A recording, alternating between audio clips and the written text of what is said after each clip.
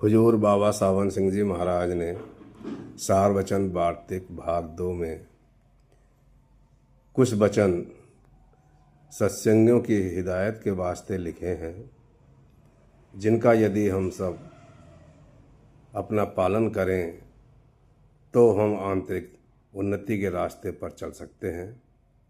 आज वचन 75 से आगे चर्चा करेंगे। जाहिर में पूजा करने के वास्ते तो संतों की अकाल मूरत है, और गुप्त में जिसका संत ध्यान करते हैं वह भी अकाल पुरुष है।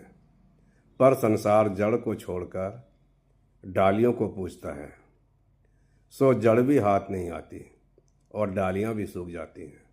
मतलब डालियां पुजवाने से यह था कि एक रोज जड़ तक आ जाएगा, पर जीवों ने डालियों को ऐसा पकड़ा कि छुड़ाए नहीं छोड़ते हैं। यानी पंडितों के बहकाने से अनेक तरह की पूजा कर रहे हैं और करने लगते हैं। सबब इसका यह है कि इस जीव के संग काल का वकील यानी मन मौजूद है। जो कोई काल का मत इसको समझाता है तो मन भी मदद करता है, क्योंकि काल की हद से बाहर नहीं जाता है।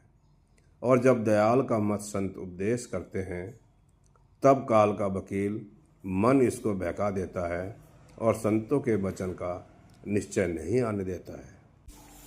चाह की जड़ काटनी चाहिए, क्योंकि जिस बात की यह चाह करता है और वह पूरी नहीं होती तो बहुत तकलीफ पाता है। जो काम करे उसकी मौज पर करे, अपना अहंकार न करे। पर इस वचन की बारीकी को समझना चाहिए, नहीं तो करनी से ढीला पड़ जाएगा। यह बात पूरी जब हासिल होगी जब मालिक का दर्शन उसको प्रत्यक्ष होगा। बिना दर्शन यह हालत नहीं आवेगी। यह गति संतों की है कि सब में उसको प्रेरक देखते हैं।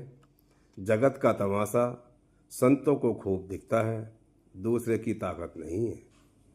जिन लोगों को गुरु नानक या किसी और संत की टेक है और उनका वचन मानते हैं, उनको गुरु और संत के घर का जान करके उन्हीं से सद्गुरु यह कहते हैं कि गुरु नानक या संत को अपने पिता समझो और उनका वचन मानो। पिता का काम पालन पोषण करने का है, जैसे कि पुत्री को पिता पालता है और सब तरह से उसकी खबर लेता है। पर जब उसको पुत्र की चाह होती है तब उसको पति के हवाले करता है।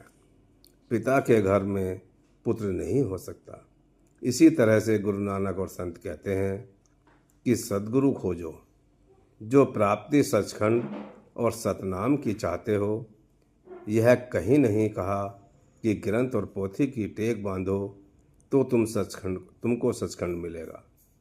इस जन्म में तो संतों के घर के और उनके टेक ही कहलाए, और जो उनका वचन न माना यानी सद्गुरु भक्त की खोज न किया तो 84 में जाओगे। इतना समझना संतों के घर के जीवों को है। और जो पंडितों के किंकर हुए वह संतों के घर के न रहे। उनसे कुछ कहना नहीं चाहिए, वे माने चाहे न माने। जो दुनियादार हैं उनकी आसक्ति स्त्री और धन में है और उसी में उनको रस आता है। इसी से वह संसारी कहलाए। और जिनको अपने सद्गुरु के दर्शन और वचन में आसक्ति है और रस मिलता है, उसका नाम गुरमुख है।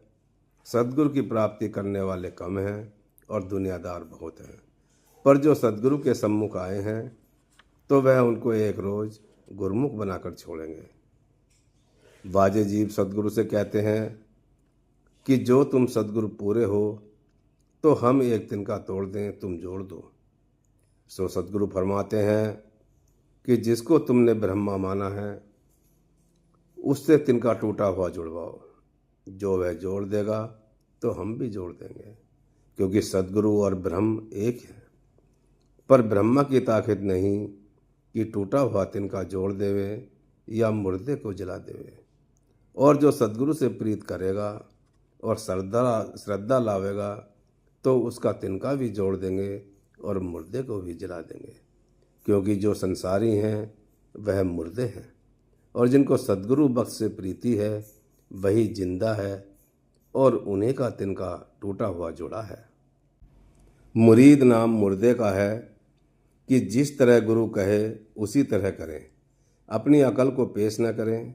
सो जब तक यह हालत न आवे तब तक अपने को जिंदा और अंसारी जाने और मुर्दा न माने, पर मेहनत कर जाएं और वचन माने, यानी सद्गुरु की सेवा और सत्संग और भजन करता रहे और उनके चरणों में प्रीति और प्रतीति बढ़ाता रहे। एक दिन मुरीद हो जाएगा। जो कोई सत्संगी से यह सवाल करे कि तुमको संतों का निश्चय किस तरह आया और भक्त के सद्गुरु को कैसे पूरा जाना, तो जवाब यह है कि पिछले संजोग से निश्चय आया, कुछ साधना नहीं करनी पड़ी, वचन सुनते ही निश्चय आया। जैसे चकोर को चंद का और पतंगे को दीपक का। जिस माया ने जगत को बस कर रखा है उसको संतों ने ही बस किया है। जो माया से अलग होना चाहे उसको चाहिए कि संतों का संग करे और ताड़ मार निंदा स्तुति जो कुछ होवे सबको सहे, तब साध बनेगा।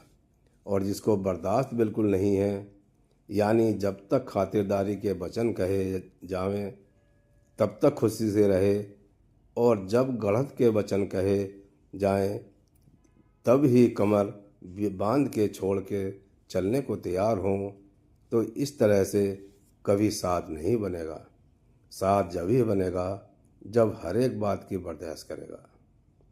जब तक संतों के हुक्म के मुताबिक कर्म नहीं करेगा मन निर्मल नहीं होगा, और जब तक सद्गुरु और शब्द की उपासना नहीं करेगा चित्त निश्चल नहीं होगा। जब यह 2 दर्जे भली प्रकार कमा लेगा तब ज्ञान का अधिकारी होगा। जब ज्ञान हुआ तब आवरण दूर हो जाएगा। आजकल के ज्ञानियों का यह हाल है कि उनको इस बात की खबर भी नहीं कि हमारा मन निर्मल और चित्त निश्चल हुआ है या नहीं।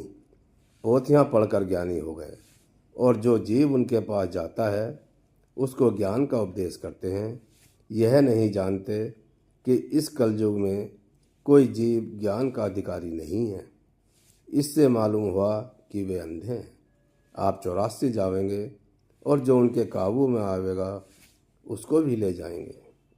जिसको 84 से बचना हो वह संतों का वचन माने और अपनी नरदेही को सफल करे, क्योंकि मुश्किल से हाथ आई है। इसको बिरथा नहीं खोना चाहिए। जो नहीं माने तो अख्तियार है, इसको संत क्या करें।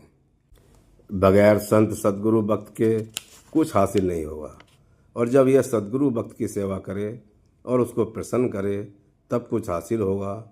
और जो नाम का यह चाहता है चाहे जिस कदर मेहनत करे पर हासिल नहीं होगा। जब सद्गुरु प्रसन्न होंगे तब नाम मिलेगा। जैसे आग पर कांच नहीं ठहरता है, ठीक इसी तरह से नरदेही भी संसार के भोगों की आग में दिन रात पिघलती जाती है। बड़भागी वह जीव है जिनको सद्गुरु पूरे मिल गए और उनकी संगत में अपना तन मन धन खर्च कर रहे हैं। साध के संग से पाप घड़ी में कोटि जन्म के पाप कट जाते हैं, पर साधु पूरा हो। पहले तो सच्चा साध मिलना मुश्किल है, और जो साध भी सच्चा भाग्य से मिला तो संग नहीं किया जाता। जब तक संग नहीं होगा प्रतीत नहीं आवेगी, और जो प्रतीत नहीं आई तो फिर प्रेम कहाँ से आवेगा। और जब यह 2 बातें नहीं तो फिर दया कैसे आवेगी। और जो साध सद्गुरु की दया नहीं प्राप्त हुई तो फिर कारज भी पूरा नहीं होगा। इससे मुख्य संग है। जो एक जन्म इसका सद्गुरु की खोज में गुजर जाए तो कुछ नुकसान नहीं बल्कि बहुत फायदा है, क्योंकि नरदेही का भागी हो गया और तीर्थ व्रत मूर्ति पूजा नाटक सिद्धि शक्ति नेम आचार कर्मकांड ब्रह्म ज्ञान के झगड़ों में पड़ गया तो नरदेही भी हाथ से गई और 84 के दुख फिर भुगतने पड़े। क्योंकि जब ब्रह्मा विष्णु महादेव और 33 कोटि देवता जिनका यह पसारा फैला हुआ है, सब जन्म मरण में पड़े हैं। तो जीव जो कि असमर्थ है, कैसे बच सकता है? पर जो कहीं भाग से सद्गुरु पूरे मिल जाएं, तो यह सब जिसका नाम ऊपर लिखा गया है, जन्म मरण में पड़े रहेंगे, पर वह जीव अपने निज स्थान को सद्गुरु की मेहर से पा जाएगा। जो इस वचन की प्रतीत नहीं है, तो संतों के वचन की गवाही ले लो, और जो न इस वचन की प्रतीत है और न संतों के वचन पर निश्चय है, तो 84 का रास्ता खुला हुआ है, चले जाओ। ग्रंथों और पोथियों में जो नाम लिखा है, उसके पढ़ने और जप करने से कुछ हासिल नहीं होगा। नाम का रास्ता साध के संग से प्राप्त होगा, पर यह कहना उनके वास्ते है जो खोजी हैं। संसारियों के वास्ते यह उपदेश नहीं है। शेष वचन आगे आपके समक्ष रखूँगा।